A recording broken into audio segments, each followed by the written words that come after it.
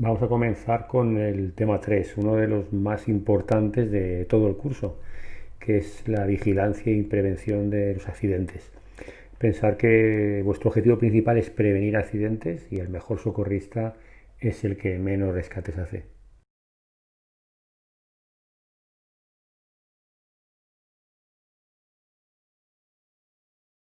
Bueno, ¿y qué vamos a ver en este extenso tema y tan fundamental? En principio, unos pequeños conceptos eh, para determinar qué significan estas palabras y a qué se refiere, ¿no? Prevención, vigilancia, organización, todo este tema.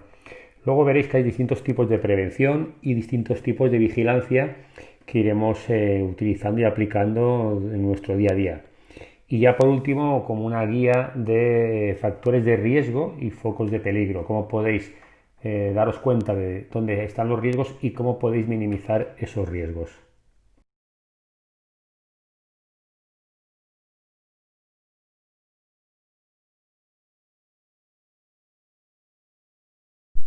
Bueno, entonces, ¿qué son estas palabras clave y qué pueden significar para nosotros, ¿no? La primera que os ha parecido es prevención. Hemos comentado que lo más importante y nuestro trabajo tiene que ir dirigido a prevenir accidentes, a evitar que sucedan y que la gente pueda morir o se pueda lesionar, ¿no? Entonces, lo más sencillo para que nadie se ahogue, que es prohibido bañar, ¿no? Como he visto en el cartel ese. No tiene ningún sentido. La gente se va a bañar y va a asumir riesgos.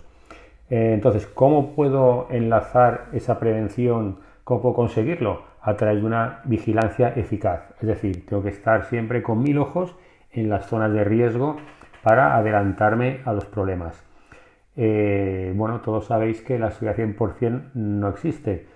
Pues, ¿qué ocurre cuando esa prevención falla o alguien comete una imprudencia que le lleva a un accidente? Ahí estamos nosotros para hacer una intervención eficaz. Yo voy a coger a esa persona que está en peligro y trasladarlo a los sistemas sanitarios en iguales condiciones o mejor que lo he encontrado, ¿no? ¿Y cómo puede funcionar todo esto correctamente? La prevención, vigilancia, intervención eficaz. Pues a través de una buena organización del salvamento y de los recursos de los que dispongamos.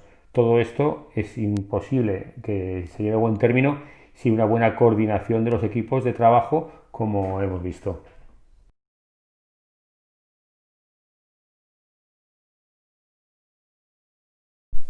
Bueno, pues se han hecho varios estudios buscando y determinando a qué dedicamos nuestro tiempo como socorristas acuáticos.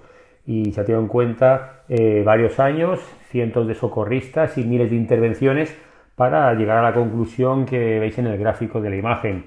El 99% del tiempo de trabajo de socorrista se dedica a vigilar y prevenir accidentes y tan solo un 0,1 para realizar rescates y aún mucho menos, veis, un 0,02% de nuestro tiempo para qué, para realizar reanimaciones, RCP, intentar salvar la vida después de que haya fallado esa prevención.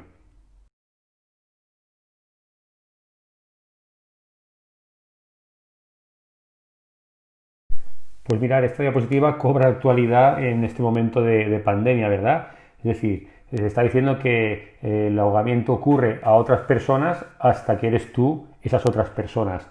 Pues es lo mismo, ¿no? Tengo que estar previniendo accidentes porque no, a mí nunca me va a pasar hasta que me ocurre, ¿verdad? Y la gente se relaja y toma actitudes de riesgo en el medio acuático.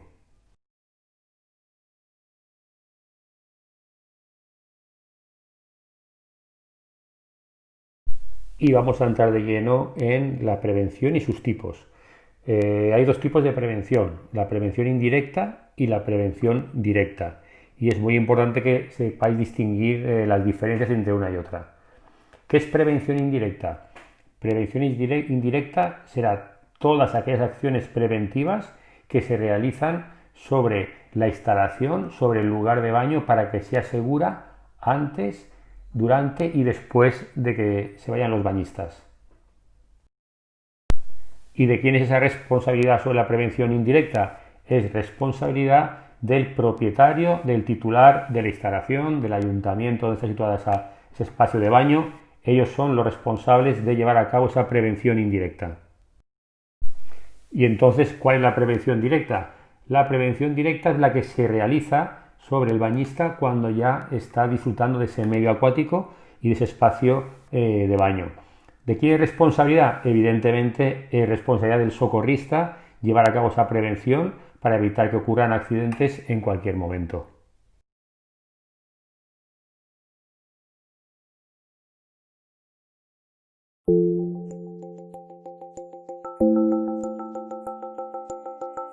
Portable swimming pools pose a serious drowning risk to young children. Almost 90% of those who have drowned in portable pools in Australia were aged under 3. In almost all cases, active adult supervision and fencing were absent. It only takes a few centimetres of water for children to drown. Drowning is silent and can happen in just a few seconds. Even small pools can pose a big drowning risk, particularly for young children. If you own or are considering purchasing a portable pool, there are simple safety steps you can take. 1. Check with your local government authority regarding fencing requirements. 2. Make sure you always actively supervise children within arm's reach whenever they are in or around the water. 3. You should not rely on older children to supervise younger children, no matter how confident you are about their ability to supervise. 4. For smaller pools, ensure you empty them and put them away when you are finished. 5. Always store portable pools safely away from young children. Ensure the pool cannot fill with rainwater or water from sprinklers. This summer, think before you buy or use a portable pool. Can you make it safe? For more information and handy safety tips, visit www.royallifesaving.com.au/makeitsafe.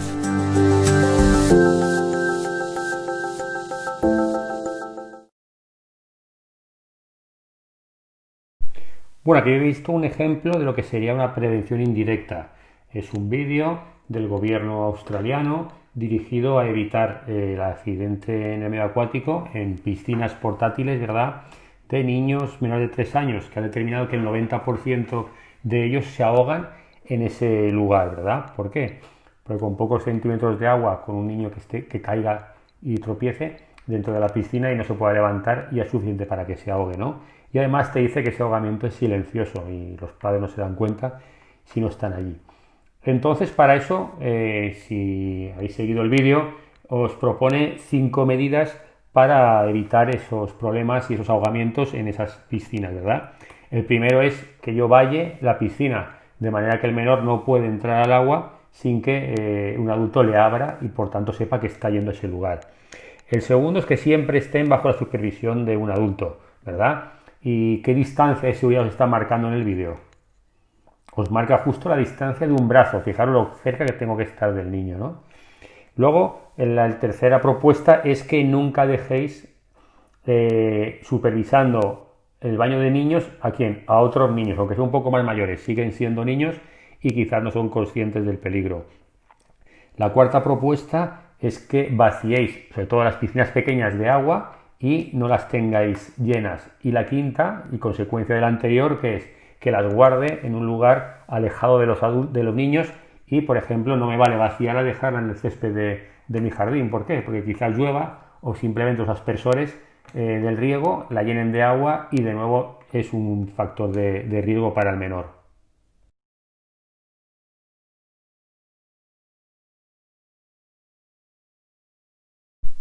Pues hemos dicho que la prevención indirecta es responsabilidad del propietario o del gestor de la instalación o del espacio acuático natural. ¿Y cómo se guía para hacer esa prevención indirecta? A través del cumplimiento de las normativas vigentes de seguridad en esos espacios.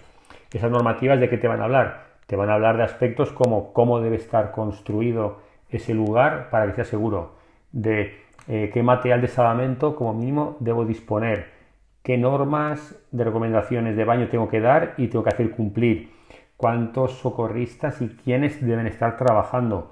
En el caso de las piscinas, cómo debe ser la higiene del agua y la instalación. En el caso de la playa, las analíticas sobre E. coli. Y por último, sobre el botiquín y qué debe contener ese botiquín. Y a partir de ahora vamos a desarrollar esos aspectos que acabamos de determinar uno por uno.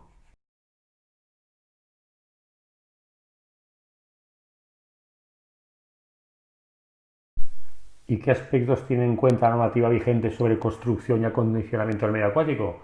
Pues aspectos desde tipo de higiene de ese lugar, seguridad constructiva, donde deben estar colocadas las escaleras en la piscina, cómo debe ser el suelo antideslizante, si pueden haber o no trampolines, todo eso, y además marca una serie de informaciones que debemos prestar al bañista, pues dónde está el botiquín, dónde están los servicios sanitarios, dónde están las duchas, dónde están todas esas instalaciones.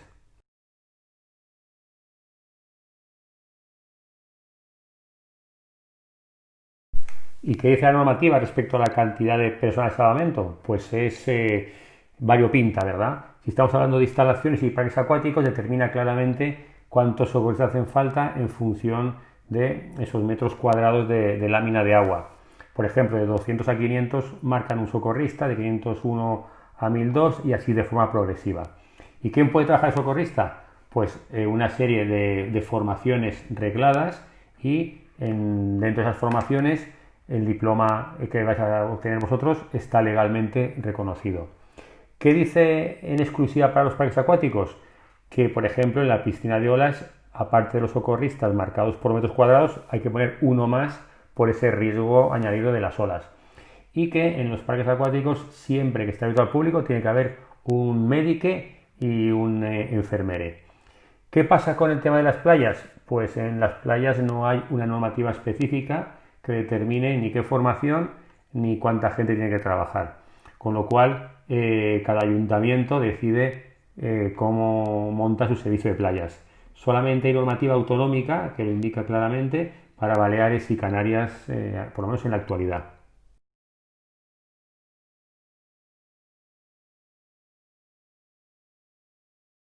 Con respecto a las normas y recomendaciones de baño, te dice que tienen que haber una serie de normas obligatorias y que deben estar en un lugar visible por los bañistas, que no puede ser que no lo puedan ver, ¿verdad? Entonces, como mínimo, ¿qué te está diciendo? Pues que debo obligar a la gente a que se duche antes de entrar al agua. Es por un concepto que ya habréis visto en mis auxilios y si no lo veréis en breve, que es el tema de la hidrocución.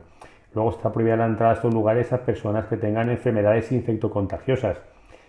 Sabéis que si estoy sospechoso de coronavirus no debo ir a los lugares de baño. También está prohibida la entrada de animales por razones de higiene. El cristal evidentemente es mal compañero de los pies descalzos si se rompe. Y el tema de comer alrededor del vaso lo que va a provocar es que puede caer comida en ese agua y ese agua estropearla. Cuanto más materia orgánica tenga, más producto químico tengo que echar al agua para que esté en buen estado. Y luego también te abre la puerta a que puedas colocar otras normas que tú consideres que te van a ayudar en la prevención.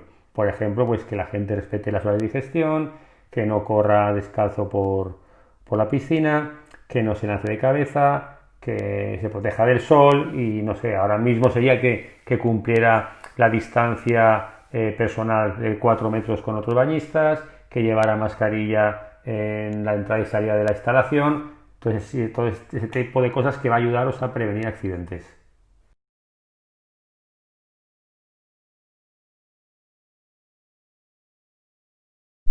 La normativa también nos habla de qué material de salvamento debemos disponer en la instalación, ¿no? Y en principio te habla de aros salvavidas obligatorios, te dice que un mínimo de 2 en una piscina y habitualmente en una piscina normal de 25 metros tendréis 4 repartidos uno en cada esquina y si fuera de 50 metros de longitud pues serían 6 y en esa proporción, ¿no? Entonces te dicen que tiene que tener cabos con una anchura de la piscina más 3 metros y eso hasta ahora no se utilizaba demasiado, aunque era obligatorio porque practicábamos el rescate con entrada al agua. En este caso ya sabéis que la distancia con la persona que rescatemos en la época COVID es importante, con lo cual sería fundamental que utilizáis ese cabo para hacer los rescates desde fuera del agua y no entráis a ella. De todo modo, ya sabéis que siempre, incluso con una víctima pasiva que debéis entrar al agua, utilizar material de salvamento.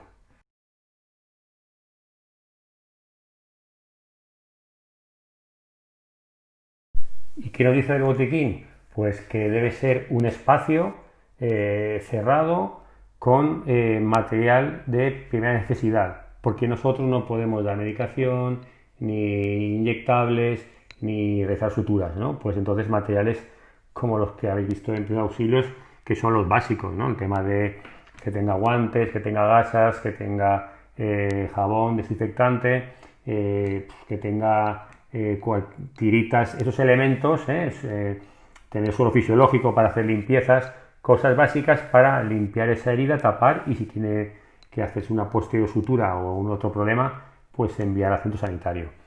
Es importante que llevéis un control de las existencias para que no os quedéis sin ese material. Y es importante también que tengáis una pequeña mochila, un botiquín pequeño en vuestro puesto de vigilancia para las pequeñas intervenciones que no dan mucha guerra y que no necesitan privacidad, poderlas hacer ahí sin dejar la piscina libre.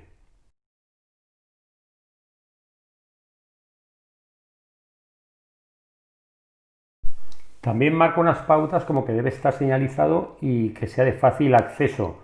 Y esto lo engarzo con lo de comunicado con exterior. Es decir, tiene que ser fácil poder desplazarme de la piscina a ese botiquín, fácil y cercano. Y tiene que ser fácil y cercano poder evacuar a una persona del botiquín a la ambulancia, al exterior, para que puedan llevarse a un centro sanitario. Y para ello también debo disponer de un teléfono con un listado de números de urgencias, no solamente del 112, sino también de policía local en el caso de estar trabajando codo a codo con ellos.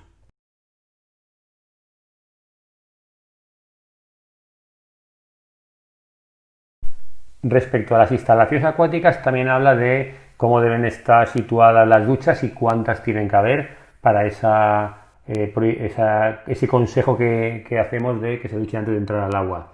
También te dice cómo debe estar limpia ese agua de la piscina, cada cuánto tiempo tiene que depurarse, cuáles son los parámetros de cloro, el pH de ese agua para que sea segura para la gente que se baña.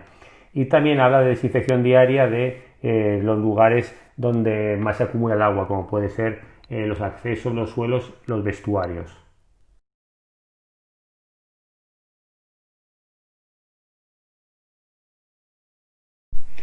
Y pasamos ya a ver lo que sería la prevención directa. Recordad que esa prevención es la que hacéis vosotros en el desarrollo de vuestra labor profesional. Y como veis ahí, va a ser básicamente sobre 4 ámbitos, porque no solamente lo que entendéis como prevención sobre el bañista, sino que tenéis que tener prevención también sobre vosotros mismos. Pensar que siempre lo primero es la vida del rescatador y luego la de la persona que vais a rescatar. También os habláis sobre la instalación, y dices, pero ¿por qué salva si eso ya estaba en el tema de prevención indirecta? No, porque la prevención indirecta es antes de que la gente acuda a ese lugar de baño.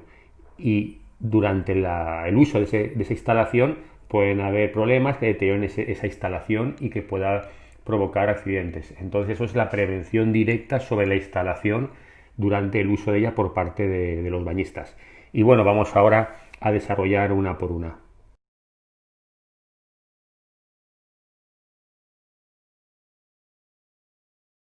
¿Y qué tenemos que hacer en la prevención directa sobre la instalación? Pues hay que comprobar que todos los elementos, toda la instalación es segura y en el caso de que detectemos algo que puede ocasionar accidentes, deberemos o cerrar parcialmente la instalación o total, depende de cómo la encontréis, ¿no? ¿Y cuándo realizo estas acciones? Como ya vimos en una unidad anterior, la voy a hacer antes de la apertura y después del cierre. Antes para evitar los accidentes y después para pasar un parte al departamento de mantenimiento y que haga esa reparación. Y parte también de esa prevención directa sobre la instalación es tener cuidado de todos los materiales que se pueden deteriorar para guardarlos y retirarlos de la exposición al sol, a la noche, al rocío, al medio ambiente.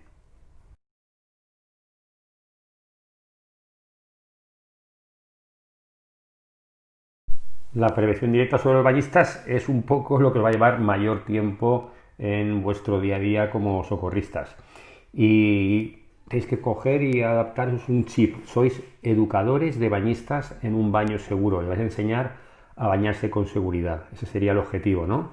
Cuanto más rápido aprendan cómo queréis que trabajen, que se bañen en vuestra instalación, más fácil será vuestro trabajo. Evidentemente, si una vigilancia intensiva y eficaz de la zona de baño, esto es imposible. Cuando tengáis un espacio acuático con distintas situaciones, zona de piscina que cubre, que no cubre, nadadores, no nadadores, tenéis que, no sé, incluso en la playa, fijaros que tenéis muchos metros de mar por vigilar. Tenéis que delimitar y separar zonas de atención y vigilancia en función del posible riesgo, ¿no? Y también es importante que el bañista sepa cuándo estáis de servicio y cuándo no, para sentirse más seguro o saber a quién tiene que recurrir.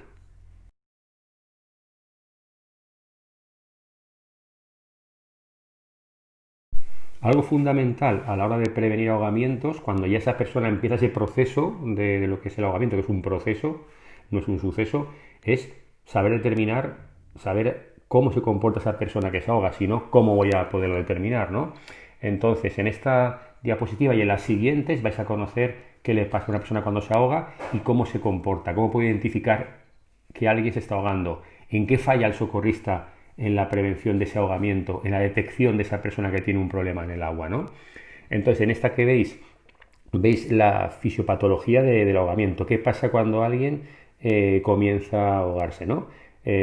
Básicamente intento introducir un montón de aire en mis pulmones porque estoy luchando con el tema del agua y en esas aspiraciones pues va a entrar agua. En un primer momento lo que voy a hacer es bloquear la glotis para que no entre agua en los pulmones y protegerme, pero claro, no puedo estar de manera indefinida así. Y llega un momento en que desbloqueo ese mecanismo y vuelvo a inspirar con fuerza, a introducir agua tanto en pulmones como en estómago, hasta que llega un momento en que el pulmón queda bloqueado, los alvéolos son incapaces de hacer intercambio gaseoso y se produce la muerte.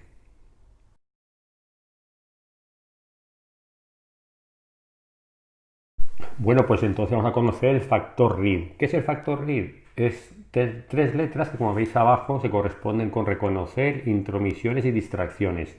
¿Qué son las tres acciones que hacen que fallemos en la prevención? Que hacen que no podamos evitar el que una persona ya entre en el proceso de ahogamiento y tengamos que realizar el rescate. Si conocemos en qué fallamos en la prevención, podremos cambiarlo para no fallar y evitar que se provoquen los ahogamientos.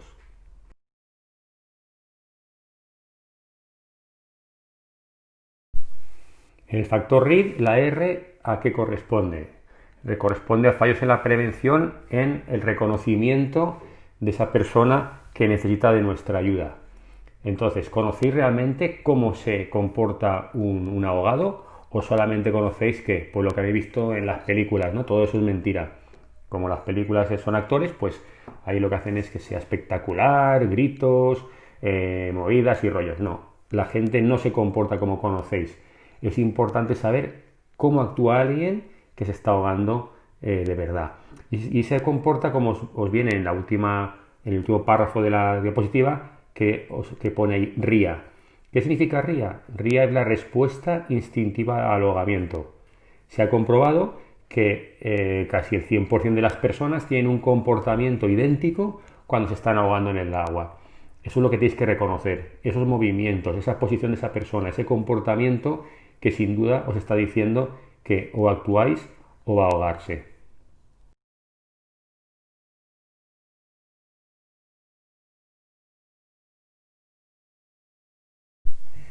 Entonces, si todas las personas cuando se ahogan tienen una conducta igual e idéntica, va a ser importante que conozcamos cómo se comportan, porque de esa manera podremos ver cuál es el problema y podremos actuar sobre él. Si desconocemos cómo se comportan, si desconocemos cómo van a actuar, pues muchas veces se nos va a escapar esa persona que ya veréis más adelante, que cuando no sabe nadar tiene entre 20 y 60 segundos de lucha en el agua antes de quedar inconsciente.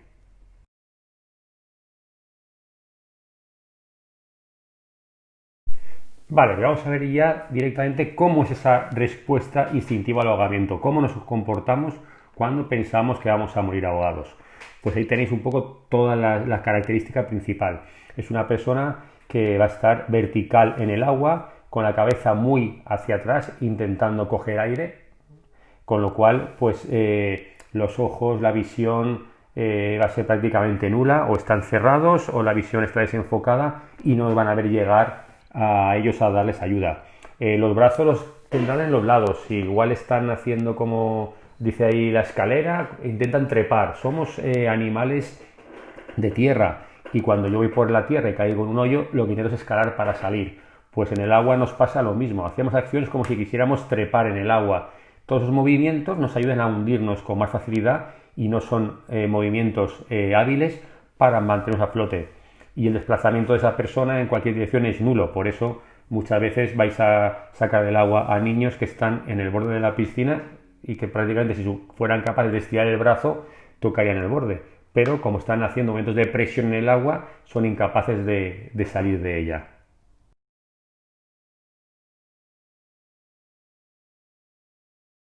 Bueno, y en esta tabla veis las 4 situaciones en las que puede estar una persona en el medio acuático y su comportamiento, movimiento, posición, desplazamiento, para que os hagáis una idea de con qué tipo de persona os vais a enfrentar a la hora de realizar un salvamento. El primero de la columna de la izquierda es el nadador, que evidentemente es una persona que se desplaza nuevamente en posición horizontal y que no supone en principio ningún riesgo añadido para nosotros. El siguiente es la persona que está en distrés acuático, es esa persona que sabe nadar pero que tiene algún percance en el medio acuático y necesita de vuestra ayuda.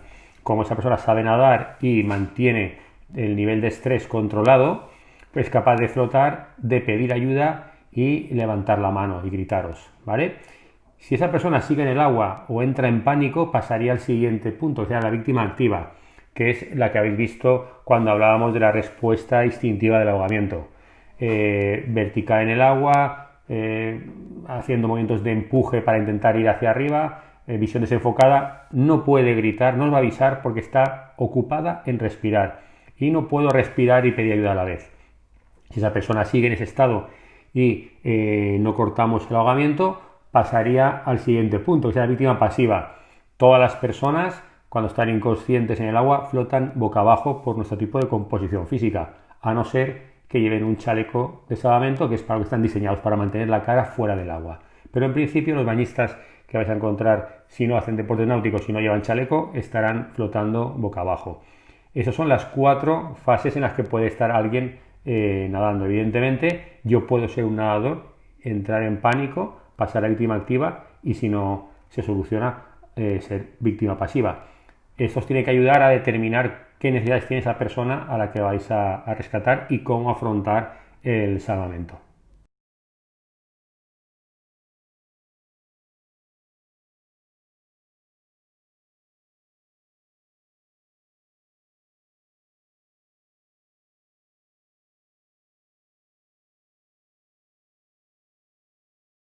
Bueno, y esta tabla es para que conozcáis los riesgos que pueden tener las personas en el agua en función de su competencia acuática, de si sé nadar y hacer salvamento, como vosotros sois socorristas. El grupo 2 es gente que pues nada en los 4 estilos, el grupo 3 la gente que sabe nadar y flotar, el grupo 4 pues que flota con dificultad y se desplaza algo, y el grupo 5 quien no sabe nadar. Entonces en función de eso ahí tenéis el índice de riesgo de esa gente que va a bañarse en vuestros lugares de vigilancia.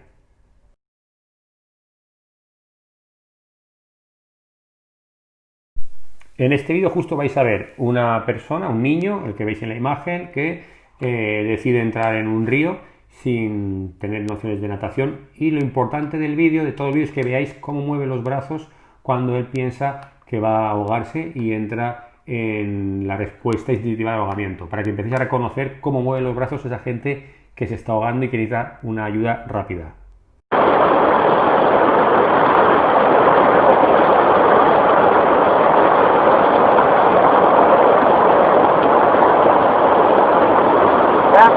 Yo ya estoy grande.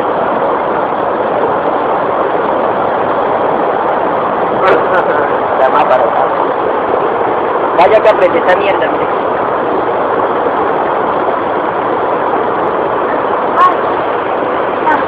¡Ali! ¡Voy, dale ahora! ¡Aguancho! Sí, sáquelo, sáquelo. Sí.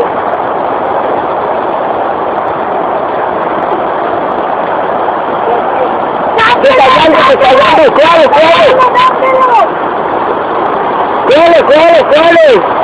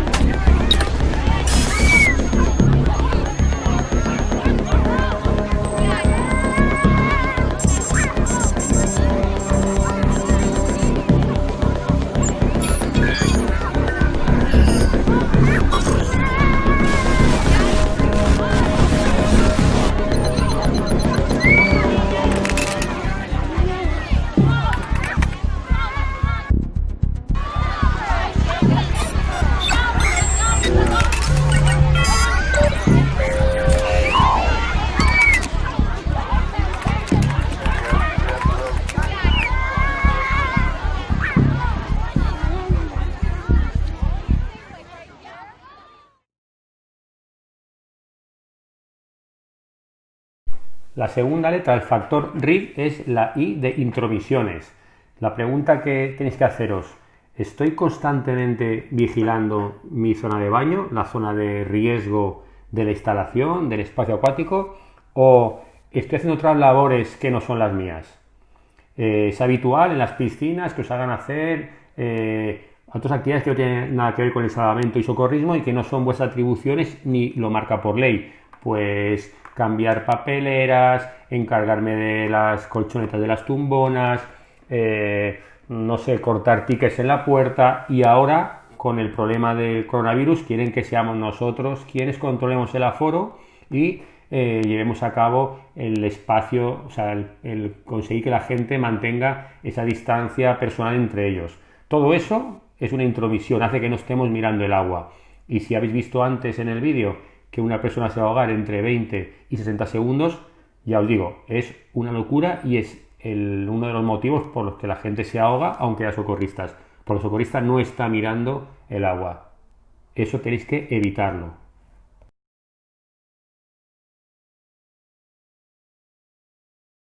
Y ya la última letra del factor RIR es la de distracciones, ¿no?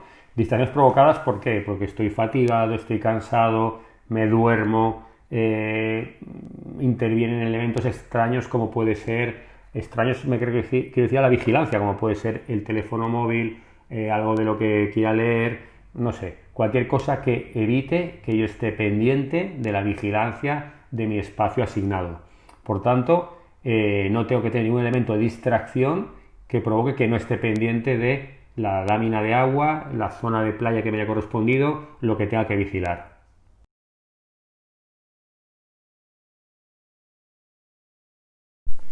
Pues seguimos con ese modo de prevención directa sobre los bañistas.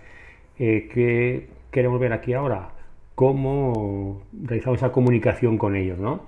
Hay un elemento fundamental que es el silbato, que para cualquier acción que queráis hacer en ese momento. Tú das un pitido y la gente se queda paralizada mirando a ver a quién estás llamando tú, ¿no? En ese momento le señalas con el dedo y a partir de ahí te acercas a él y le comentas, le enseñas, eres, como he dicho, el educador en seguridad acuática, qué está haciendo incorrectamente y cómo debe comportarse para tener un baño seguro.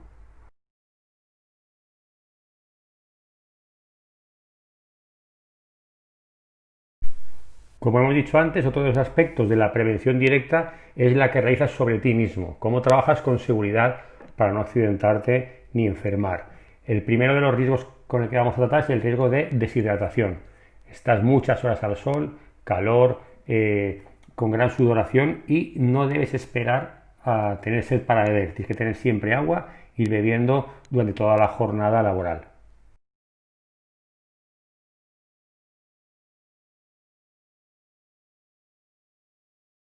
Otro de los riesgos es el de sufrir un ahogamiento.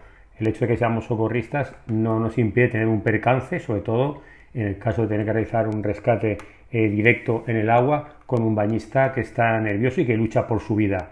Entonces, ¿cómo vamos a prevenir ese riesgo? Fundamental, y lo tenéis ahí puesto en grande, siempre utilizar un material de salvamento. Siempre intentamos evitar el cuerpo a cuerpo con la persona.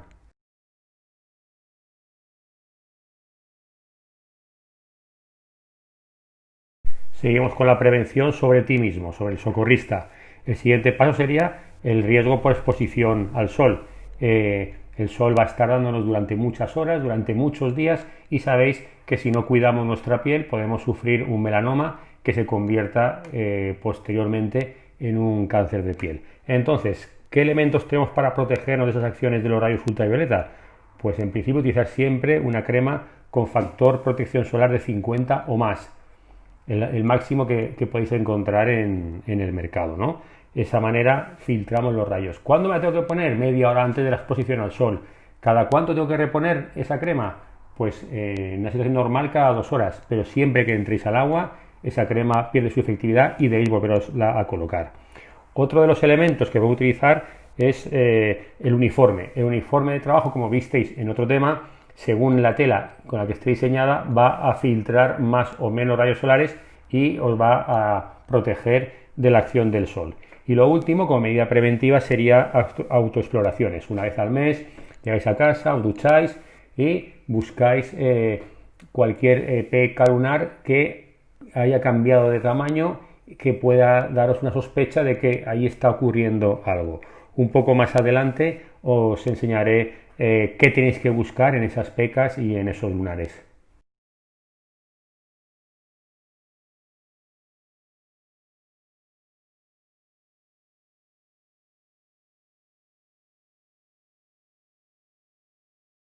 Bueno, pues como veis en esta imagen vamos a hablar de qué tenéis que buscar en vuestras autoexploraciones mensuales de la piel, ¿no?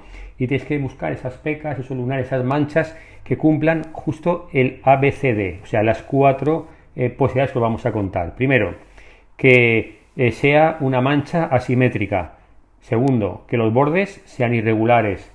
Tercero, que tenga colores variados. Y cuarto, que el diámetro sea mayor que lo que es una goma de borrar de las que van en los lápices. Si ocurre algo de eso, debería contactar con el dermatólogo para que me hiciera unas pruebas y determinara qué problema tengo en la piel. En la mayoría de las veces directamente te retirarán ese lunar, esa mancha, esa peca y no habrá ningún problema.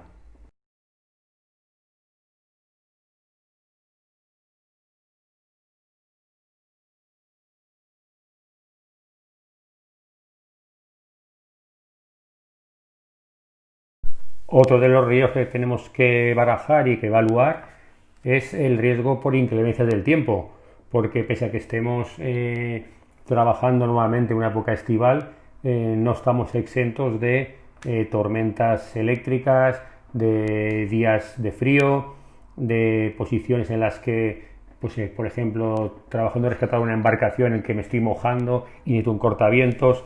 Debéis disponer de ropa de protección y además con distintivo para que no haya problemas en que la gente os pueda localizar en caso de que os necesiten. Ahora vais a ver 3 imágenes distintas de problemas o no que tienen que ver con la prevención sobre vosotros mismos como socorristas. Entonces, fijaros bien, tenerlo en cuenta porque en el próximo Zoom que hagamos vamos a hablar de estas 3 imágenes y de la prevención del socorrista acuático en el desarrollo de su profesión.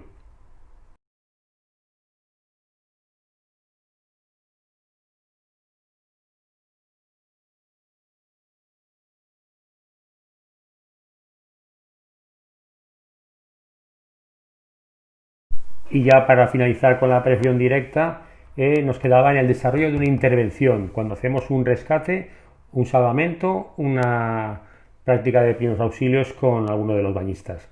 Entonces, siempre que vaya a entrar al agua a hacer un salvamento, tengo que activar la señal de rescate en marcha. Siempre tiene que saber alguien que estoy en el agua. De esa manera estaré cubierto ante posibles imprevistos y siempre tendré ayuda. Además, cuando veamos el tema de protocolos, veréis que si yo estoy trabajando en un grupo de socorristas, necesito poner en marcha ese protocolo de apoyo y de ayuda a través de una señal que será la pactada. Otra vez repetimos que hay que utilizar siempre material de salvamento cuando vaya a hacer un rescate, nunca hacerlo a pelo. También es una protección en la intervención si yo dispongo de material de primeros auxilios y reanimación. Y más en el momento en el que estamos viviendo esta temporada del tema del COVID. Necesito tener mis EPIs, tal y como hemos visto en el primer tema, para que mi seguridad sanitaria esté asegurada. Y ya por último, que haya un buen traslado de esa persona de forma controlada al centro sanitario si hiciera falta. Y eso se consigue a través de la activación del 112 y del transporte sanitario.